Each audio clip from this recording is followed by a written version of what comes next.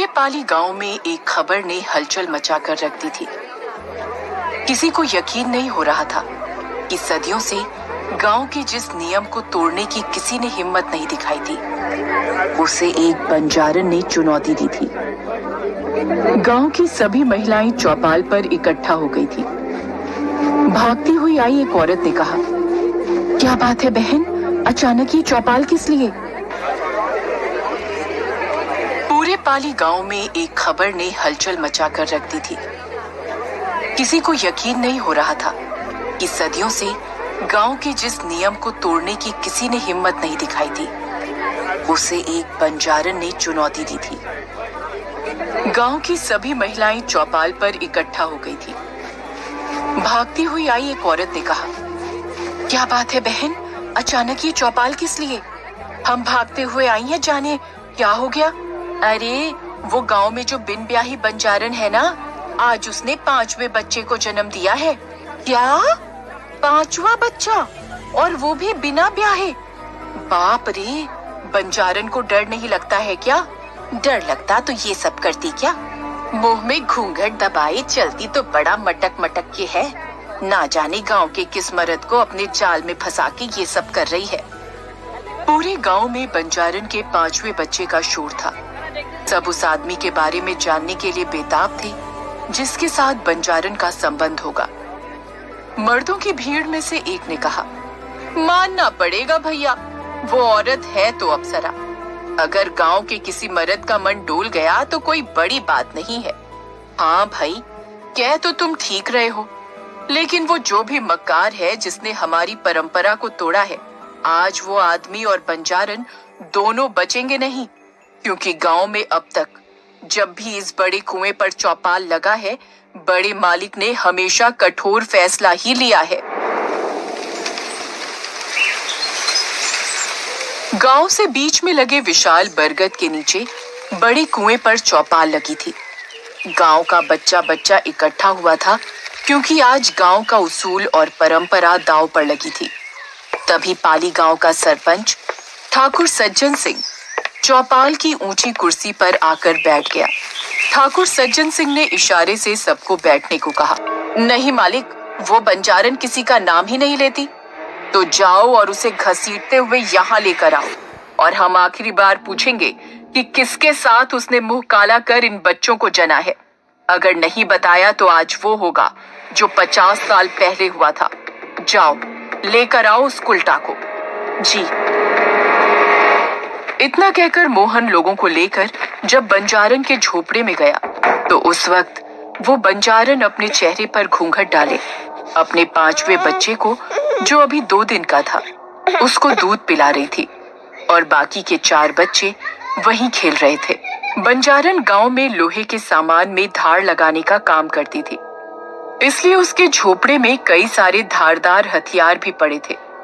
अचानक अपने घर इतने लोगों को देखकर बच्चे रोने लगे और बंजारन जल्दी से अपना घूंघट संभाल बौखलाहट से बोली, मोहन भैया, आप फिर आ गए, और ये सब क्या है?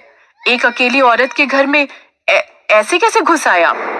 मोहन हंसते हुए बोला, अच्छा, बहुत सारे नहीं, इसको एक बार में एक ही मर्द चाहिए मुंह काला करने के लिए। तो ये सती सावित्री का ढोंग छोड़ और चल चौपाल पर, मालिक ने बुलाया है। मैं कहीं नहीं जाऊंगी, मोहन ने गुस्से में कहा। रघु, इसके बाल पकड़ और ले चल चौपाल, तभी इस उल्टा का मुंह खुलेगा। रघु ने उसके बाल पकड़े और घसीटता हुआ बाहर ले आया। वो चीखती रही, विनती करती रही, लेकिन किसी को उस पर दया नहीं आई। उसके पीछे रोते बिलखते उसके बच्चे आए तो मोहन ने कहा, कैद कर दे इन्हें, पहले इनकी बदचलन माँ से तो निपट ले, फिर मालिक जैसा बोलेंगे वैसा करेंगे पिल्लों का। चलो।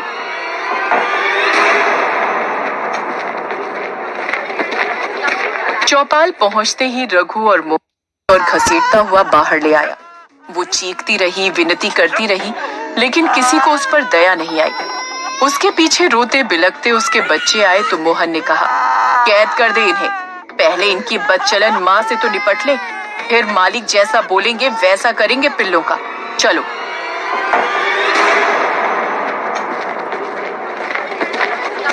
चौपाल पहुंचते ही रघु और मोहन ने बंजारन को ठाकुर के आगे पटक दिया।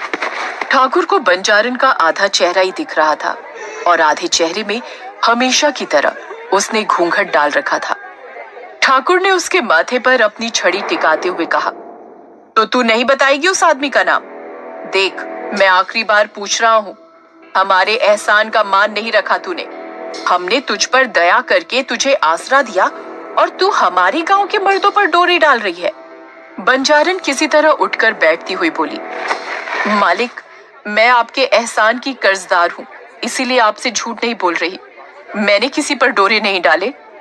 तू जानती है हमारी पाली परंपरा के बारे में।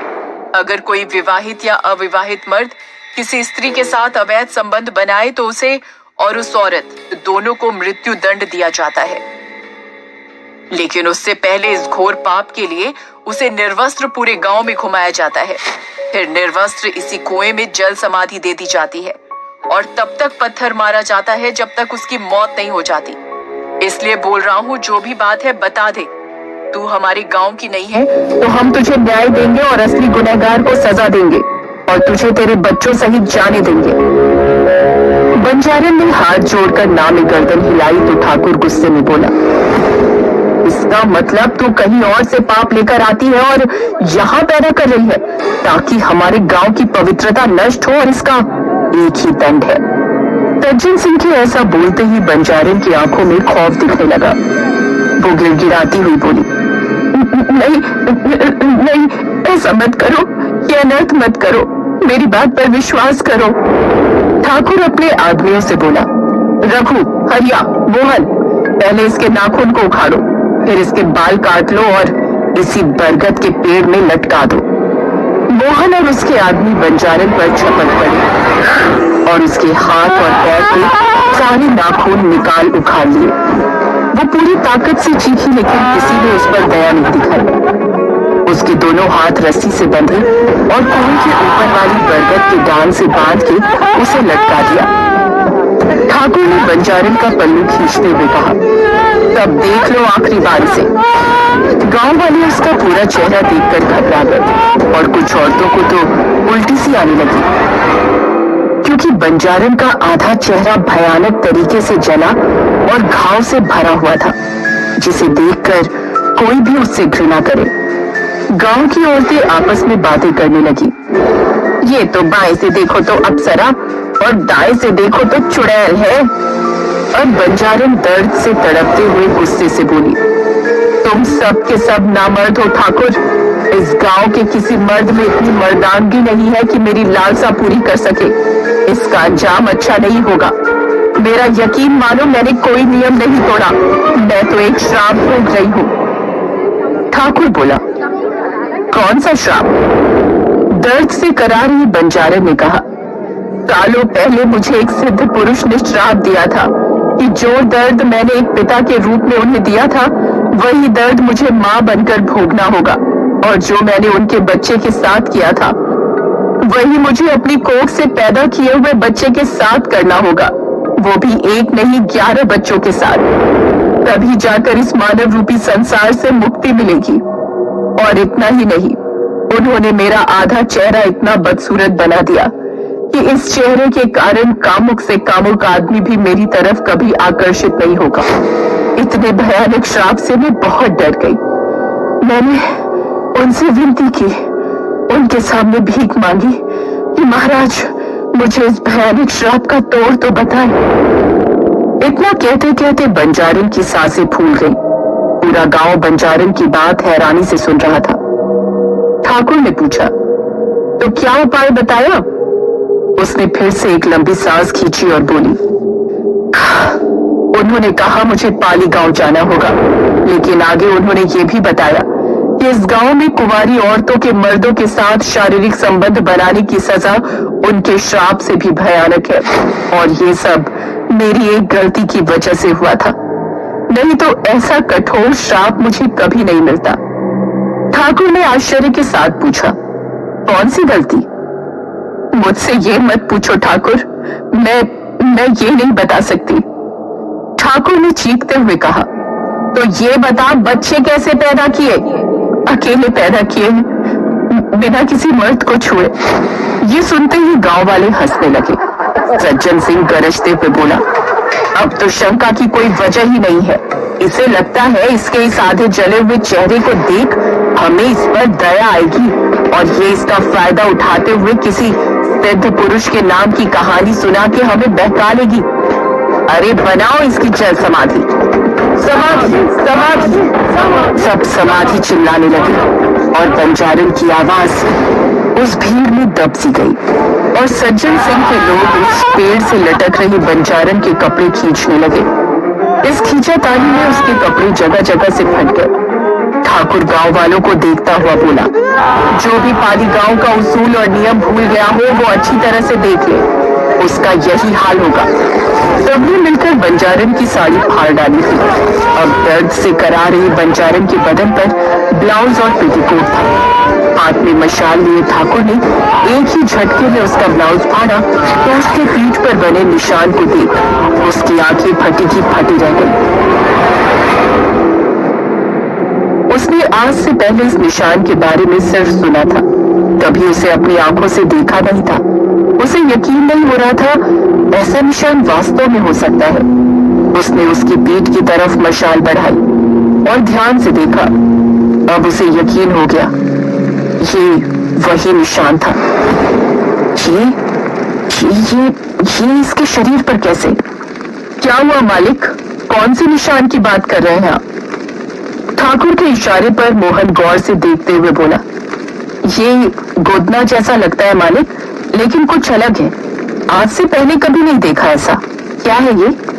मोहन के सवाल पर ठाकुर उसे चुप करता हुआ बोला, चुप कर मूर्ख, तू नहीं जानता इसके बारे में। एक काम कर, पहले इसके शरीर का वो निशान आग से जला दे, फिर इसे जल्दी से कुएं में फेंक।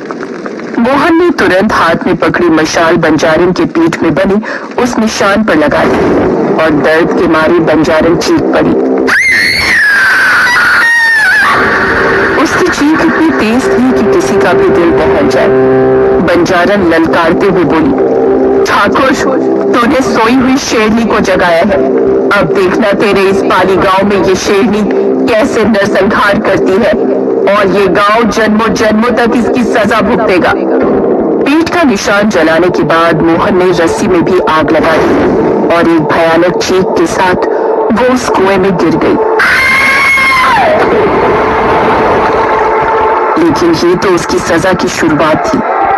गांव वालों ने उस कुएं में गिरी बंजारन को पत्थर मारना शुरू कर दिया और हर पत्थर लगने के साथ कर्कश चीख सुनाई दे रही थी।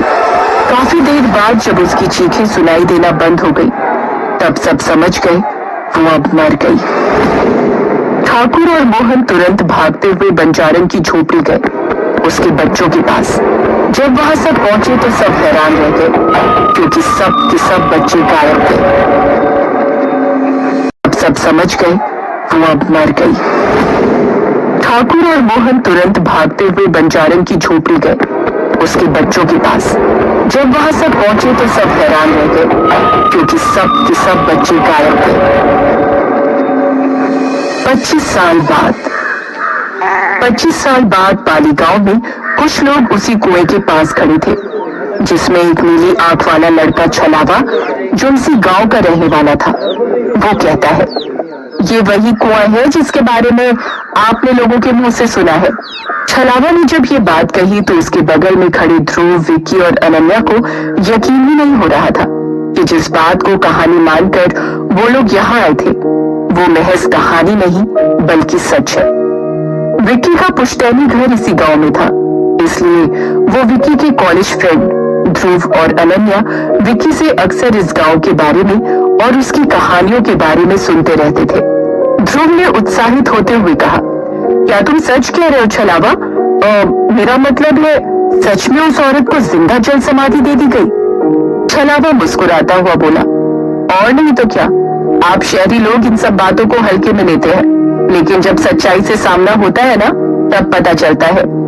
ध्रुव के मन में कई सवाल चल रहे थे। उसने पूछा, यार वो उसके नाखून क्यों निकाल लिए थे? छलावा ने कहा, कहते हैं अगर जिंदा इंसान के शरीर से अगर मरने से पहले नाखून और बाल निकाल लिए जाए तो उसकी आत्मा चाहकर भी कभी भटकती नहीं है, वो पूरी तरह से शांत हो जाती है। विकी ने हैरानी से पूछा, उसे तो श्राप मिला था ना कि उसे मोक्ष नहीं मिलेगा, फिर क्या हुआ? छलावा ने मुस्कुराते हुए कहा, बस इतना समझ लो बाबू, तांडव हुआ था, तांडव। ध्रुव ने पूछा, और उसके बच्चों का क्या हुआ? ये राज आज भी राज है, किसी को नहीं पता। अनन्या उस कुएं के चारों तरफ देख रही थी। उस कुएं के चारों तरफ काफी पेड़ पौधे उगाए थे। कुएं से लगकर खड़ा हुआ विशाल बरगद का पेड़ डूबती सूरज की रोशनी में चमक रहा था। उस कुएं के ऊपर एक बहुत भारी सा लकड़ी का ढक्कन रखा गया था, जो शायद पुराने होने की वजह से कहीं कहीं से टूटने लगा था, और उसके बीच में दर आ रही थी। ये पूरा स्थान बहुत रहस्यमयी और डरावना था। तभी अनन्या की नजर कुएं के पिछले हिस्से पर पड़ी, और उसके कदम खुद ब खुद उस तरफ बढ़ गए। छलावा ने जब देखा कि अनन्या कुएं के पिछले हिस्से की तरफ बढ़ रही है, तो उसने उसे रोकते हुए कहा, रुको, कहाँ जा रही हो? लेकिन अनन्या ने उसकी बातों पर ध्यान नहीं दिया। अनन्या के पीछे पीछे ध्रुव और विकी भी उस तरफ बढ़ गए, और छलावा उन तीनों को रोकने के लिए उनके पीछे भागा। तब तक अनन्या, विकी और ध्रुव कुएं के पीछे बरगद के पेड़ वाले हिस्से में पहुंच चुके थे, जहां उन्होंने देखा कुएं के पिछले हिस्से में हर जगह एक गोल सा निशान बना था, जिसके अंदर स्टार जैसी आकृति थी, और बीच में संस्कृत में कुछ अजीब से शब्द लिखे हुए थे। ये आकृति बरगद के पेड़ के चारों हिस्सों में बनी हुई थी। अनन्या ने हैरानी से कुएं और बरगद पर बने निशान की तरफ देखते हुए कहा, ये क्या है? कहीं ये वही निशान तो नहीं जो उस बंजारन की पीठ पर बने थे? छलावा ने उन्हें समझाते हुए कहा, अरे मैडम, वो निशान तो अलग था, ये निशान तो वशीकरण के हैं। वशीकरण? सबने एक साथ पूछा, ये वशीकरण क्या होता है? छलावा ने उन्हें समझाते हुए कहा, ये वशीकरण वाला निशान तब बनाया जाता है जब हमें किसी आत्मा का वशीकरण करना होता है। मतलब? आत्मा का नाम सुन अनन्या अब थोड़ा थोड़ा डरने लगी थी, इसलिए वो ध्रुव के बिल्कुल पास जाकर खड़ी हो गई। ध्रुव ने जब देखा अनन्या घबरा रही है, तो उसने धीरे से कहा, तुम घबरा क्यों रही हो? भूल गई क्या? हम यहाँ यही सब जानने तो आए थे। विकी इन दोनों की बात बड़े ध्यान से सुन रहा था, और फिर उसने अपना मोबाइल निकाला और फ्लैश जलाकर उस कुएं के ऊपर रखे ढक्कन की दरार के बीच से झांकने की कोशिश करने लगा। तो छलावा ने उसे रोकते हुए कहा, ये क्या कर रहे हो? अगर गांव के किसी इंसान ने तुम्हें कुएं के इतने नजदीक देख लिया तो गजब हो जाएगा। देखो, यहाँ की जो भी जानकारी थी वो मैंने तुम लोगों को दे दी। अब चलो यहाँ से, रात होने वाली है। अनन्या को पता नहीं क्यों उस औरत से हमदर्दी होने लगी थी, और उसने छलावा से पूछा, तुमने ये नहीं बताया कि आखिर उस औरत ने वो 5 बच्चे कैसे पैदा किए थे? अनन्या के इस सवाल पर छलावा ने कुएं की तरफ देखते हुए कहा, गांव के लोग तो कहते हैं उसके नाजायज संबंध थे, लेकिन गांव के किसी मर्द में इतनी हिम्मत नहीं थी कि वो गांव का उसूल तोड़े। ध्रुव ने हैरानी से कहा, इसका मतलब उसे गांव वालों ने फालतू में सजा दे दी? अच्छा छलावा, उसके बाद क्या हुआ? उसकी बॉडी कहाँ गई? इसी कुएं में है। ये सुनते ही ध्रुव, विकी और अनन्या तीनों अचानक घबरा गए और एकदम से कुएं से दूर हो गए। छलावा ने आगे कहा, और कहाँ जाएगी? जल समाधि में शरीर जल में ही रहता है। विकी ने हैरानी से कहा, लेकिन हिंदू धर्म में जब तक शरीर को जलाया नहीं जाता है तब तक उसे शांति नहीं मिलती है। इसीलिए तो मरने के बाद उस बंजारन ने गांव में तांडव मचा दिया था, और जब पूरा गांव उसके सामने हार गया तब गुरु देवदत्त को बुलाया गया वशीकरण के लिए। ये निशान देख रहे हो ना? छलावा ने कुएं और बरगद पर बने निशान की तरफ इशारा करते हुए कहा। ध्रुव ने पूछा, ये वशीकरण कहाँ किया गया? हमें दिखाओ ना वो जगह, इसके बाद चलते हैं विक्की के घर। छलावा ने मना करते हुए कहा, सूरज डूब चुका है, अब ये कुआं और वो वशीकरण वाली जगह दोनों ही खतरे से खाली नहीं है, हमें यहाँ से तुरंत चलना चाहिए। ध्रुव ने कहा, प्लीज छलावा, ले चलो ना, रात में ही तो ये सब देखने में मजा आता है, नहीं तो थ्रिल कैसे आएगा? ध्रुव और विकी की जिद करने पर छलावा मान जाता है और सब गांव के पास तालाब वाले खंडहर की ओर जाते हैं। वहां पहुंचते ही छलावा उन्हें सावधान करते हुए कहता है, देखो बाबू लोग, तुम लोग शहरी हो, अगर कुछ भी हुआ तो गांव वाले न मुझे छोड़ेंगे न तुम्हें, इसलिए हाथ जोड़कर विनती करता हूँ, बस दूर से देखो और जल्द से जल्द यहाँ से निकल लो। अनन्या और छलावा बाहर ही खड़े रहते हैं। ध्रुव और विकी टूटे फूटे दरवाजे से उस खंडहर के जैसे ही अंदर जाते हैं। अंदर बहुत बड़ा सा हॉल था और छत खप्पर की बनी हुई थी। चारों तरफ मकड़ी का जाला लगा हुआ था। ध्रुव ने जैसे ही अपनी टॉर्च ऑन की, उसने देखा कि हॉल के बीच में एक बहुत बड़ा सा गोला बना हुआ है और बीच में यज्ञ कुंड भी है। ध्रुव और विक्की दोनों अपने पैर से धूल साफ करके जब गौर से उस बड़े से गोले को देखते हैं तो वो हैरान रह जाते हैं। ध्रुव एक्साइटेड होकर कहता है, यार ये तो वही बिल्कुल प्लानचिट जैसा लग रहा है जैसा हम हॉस्टल में करते थे। यार अनन्या को बुला, उसको दिखाते हैं। विकी अनन्या को बुलाता है और अनन्या और छलावा दोनों अंदर आते हैं। अंदर आते ही छलावा कहता है, दूर हो जाओ उससे, इसी कुंड निशान के माध्यम से वशीकरण किया जाता है। ध्रुव और विकी दोनों बहुत उत्साहित हैं ये सब देखकर, क्योंकि वो अक्सर हॉस्टल में ऐसा किया करते थे। ध्रुव ने कहा, यार विकी क्यों ना हम आज एक बार फिर से ट्राई करें जैसा हम हॉस्टल में करते थे। क्या कहती हो अनन्या? अनन्या थोड़ा घबरा जाती है और कहती है, तुम लोग पागल हो गए हो क्या? हम बस यहाँ ये सारी चीजें देखने आए थे, हमें इनके साथ कुछ करना नहीं है, प्लीज चलो यहाँ से। ध्रुव ने कहा, अनन्या हम लोग ये सब पहले भी हॉस्टल में कर चुके हैं ना, तब हम लोग मजाक में करते थे, आज एक बार रियल में करके देखते हैं क्या वाकई में ये सच होता है या फिर कहीं सुनाई बातें हैं। विकी भी बहुत एक्साइटेड होता है, लेकिन अनन्या और छलावा दोनों को मना करते हैं। छलावा कहता है, अरे ओ शहरी बाबू, ये कोई हंसी खेल की चीज नहीं है, ये वशीकरण है, वशीकरण। ये सब करके आत्मा को वश में किया जाता है और महागुरु देवदत्त ने यहीं पर वशीकरण करके उस बंजारन की आत्मा को कैद किया था और उसके प्रकोप से गांव को मुक्ति दिलाई थी।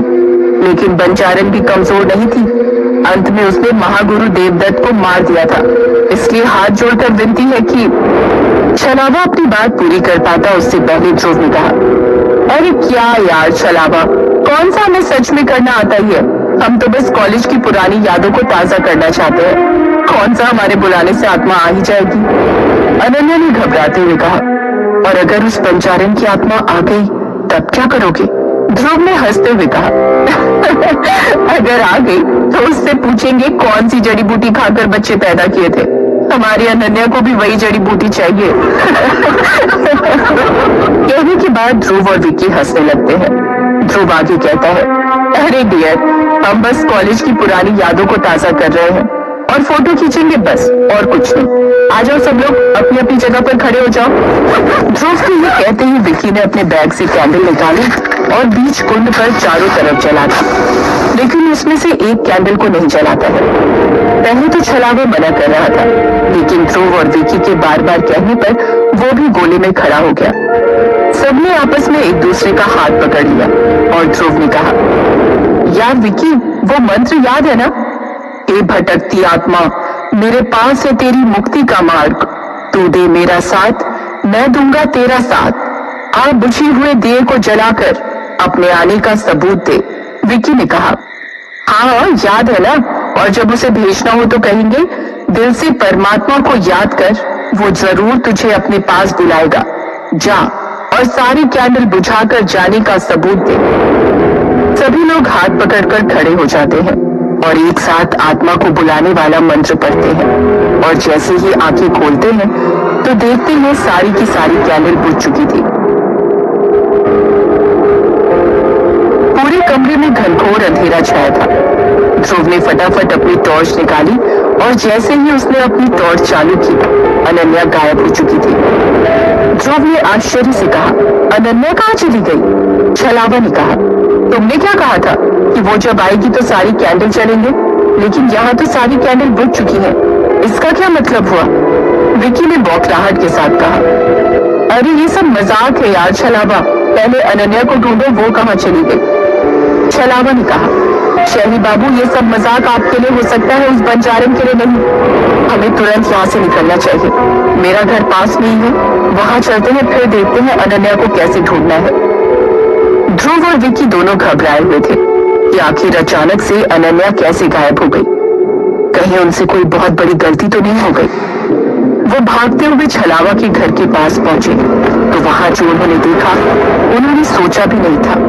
अनन्या छलावा के घर के पास एक गोल घेरे में बैठी हुई थी।